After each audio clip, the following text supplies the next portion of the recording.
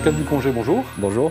Donc vous dirigez la cave coopérative Les Vignerons de Caractère, Oui. à Vaqueyras, une des coopératives les plus dynamiques du sud de la France.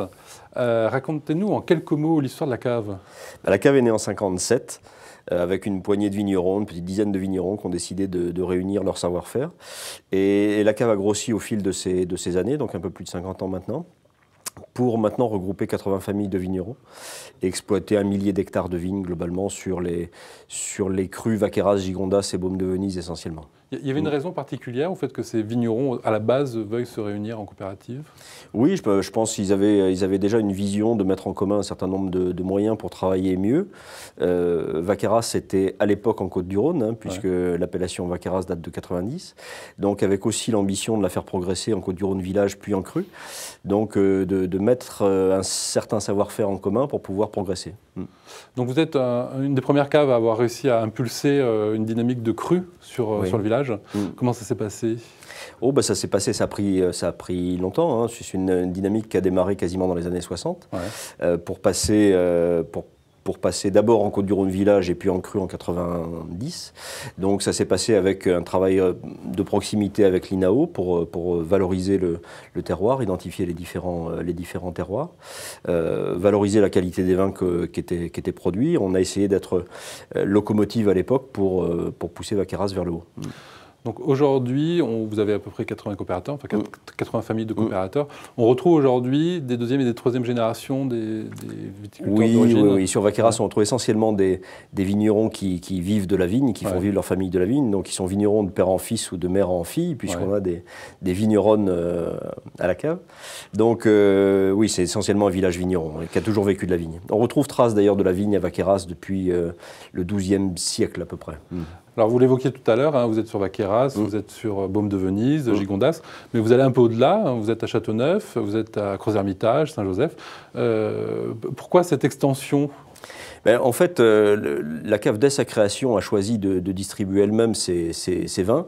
Je crois que malheureusement, à l'époque, il n'y avait pas de structure de négoce suffisamment présente dans la région.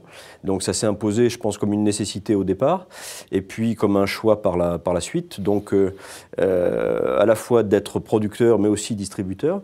Et aujourd'hui, ce métier de distributeur amène certaines contraintes. On a à peu près la moitié de notre chiffre d'affaires qui est réalisé à export. Et c'est vrai qu'on va dans des pays relativement lointains, que ce soit en Asie, que ce soit dans les pays de l'Est ou autres, on nous demande d'avoir une offre Rhône qui soit forcément complète.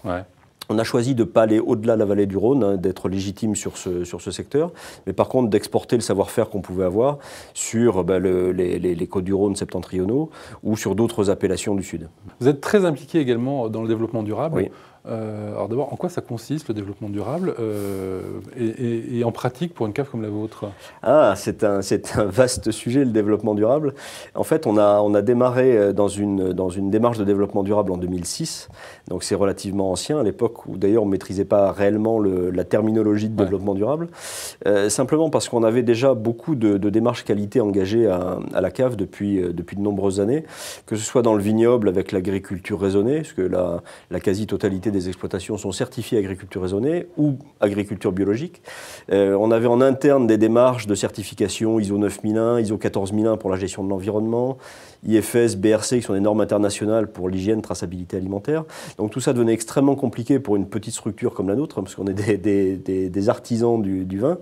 Et donc on a choisi cette approche-là pour amener une cohérence sur l'ensemble de nos démarches, à la fois vis-à-vis des vignerons et vis-à-vis des salariés en interne.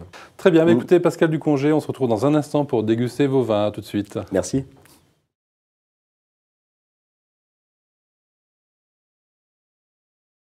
Nous découvrons le Vaqueyras Éternité 2007.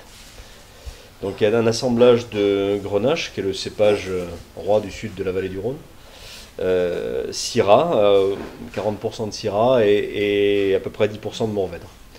Donc c'est un vin qui est issu des meilleures parcelles de Vaqueyras, sur un millésime 2007 qui est un millésime exceptionnel. Donc une très jolie couleur, très intense, avec un nez très exubérant. On retrouve beaucoup de fruits noirs, on retrouve de la réglisse, on retrouve des arômes très confiturés, fraises, C'est un nez extrêmement complexe. En bouche, on a une très belle longueur, beaucoup de soyeux, beaucoup de gras et de volume, donc qui caractérise les vins de la région. C'est un vin qui est à carafer idéalement, à peu près 1 heure avant dégustation.